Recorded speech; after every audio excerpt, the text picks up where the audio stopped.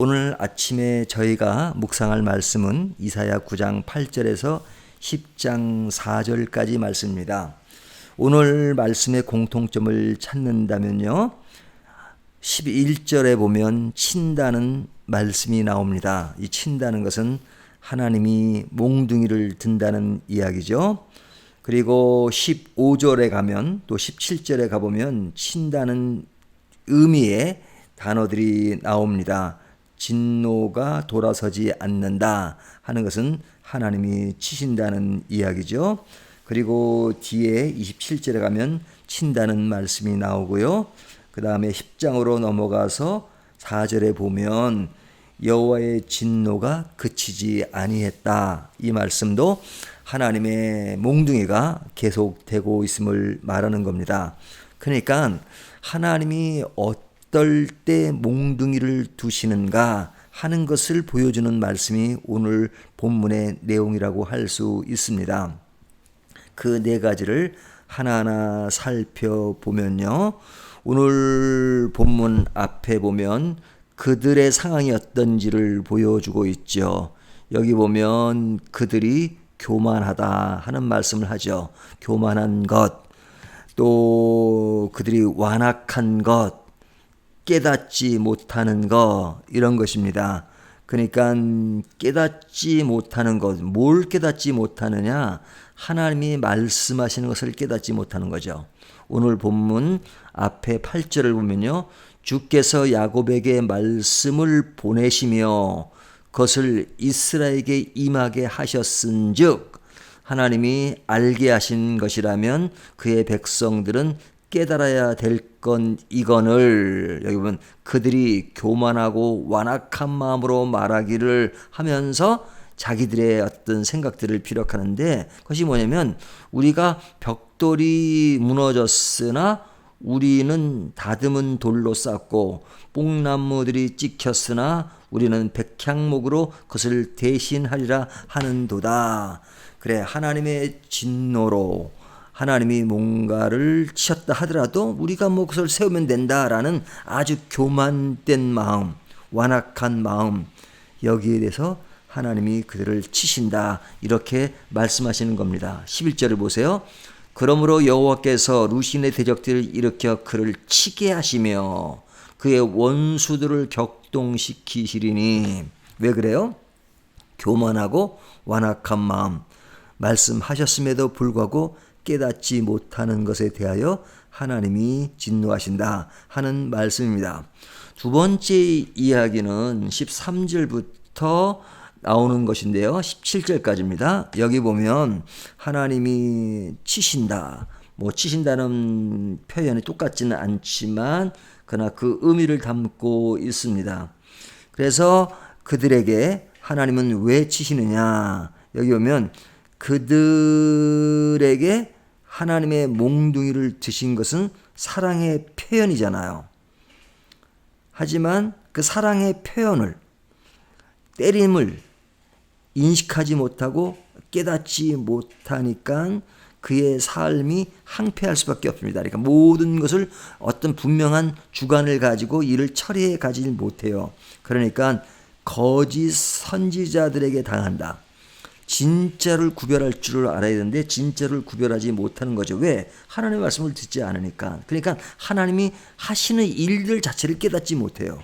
그러니까 거짓된 것에 속아서 15절을 보면 거짓된 것에, 그러죠? 15절, 백성을 인도하는 자가 그들을 미혹하니 인도를 받는 자들이 멸망을 당하는도다. 그들이 멸망을 왜 당해요? 그랬던 것에 놀아나니까. 참을 알고 참된 것을 따라가야 하는데 그것을 피해가고 도리어 악하고 거짓된 것에 끌려가니까 그들은 멸망할 수밖에 없다라는 말씀을 하는 겁니다. 그리고 나서 세 번째 단락을 가면 이제 18절부터 9장 마지막까지 내용인데요, 이들은 탐욕의 극치를 보여줍니다. 그러니까 이들이 움켜쥐고, 그러죠? 움켜져요. 손으로 모든 걸 잡으려고 그래요. 다 자기가 차지하려고 그래요. 그리고 먹는 것, 고기를 먹는 것, 뭐 여기 고기라고 하는 것은 단순히 고기 그 자체를 말하는 것이 아니라 그들이 어떤 배부르기 위해서 수단과 방법을 가리지 않는다는 거죠. 그러니까 강조점은 이겁니다. 움켜쥐고 먹었지만 배부르지 않는다.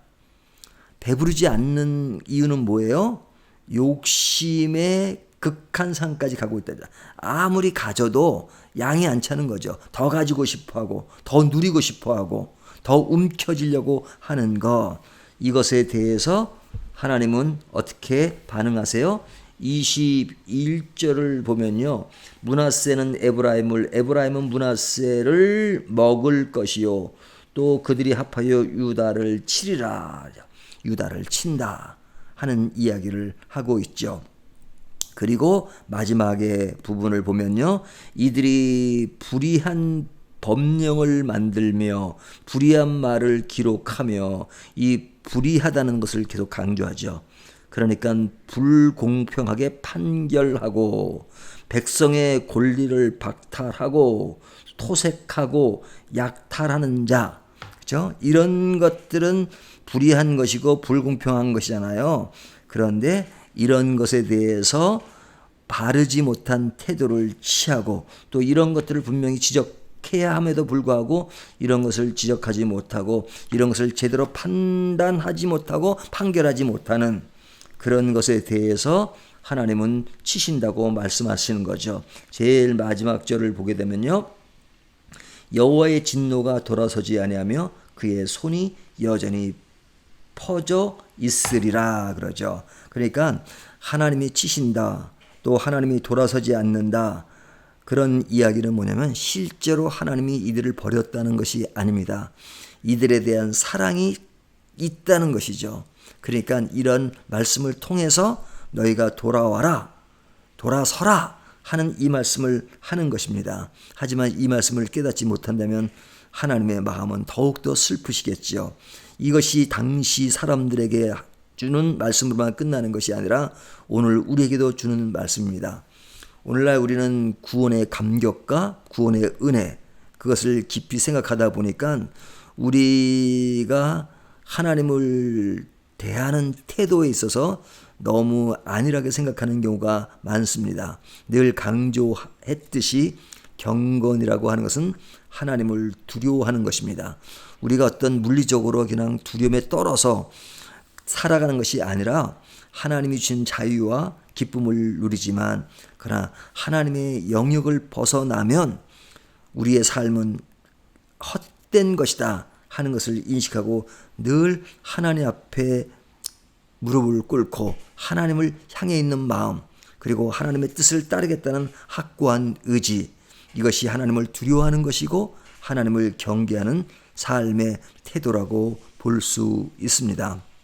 우리가 잘못되면 하나님은 우리를 사랑하시기 때문에 치십니다. 사람을 만들어 가십니다. 왜냐하면 사랑하시기 때문입니다. 그래서 우리가 맞기 전에 먼저 우리가 어떤 길을 갖고 있는가 하는 것을 늘 생각하면서 하나님이 원하시는 길, 하나님이 보시기에 아름다운 길을 가는 것, 이것이 우리가 가야 할 삶의 여정이며 신앙의 여정인 것입니다.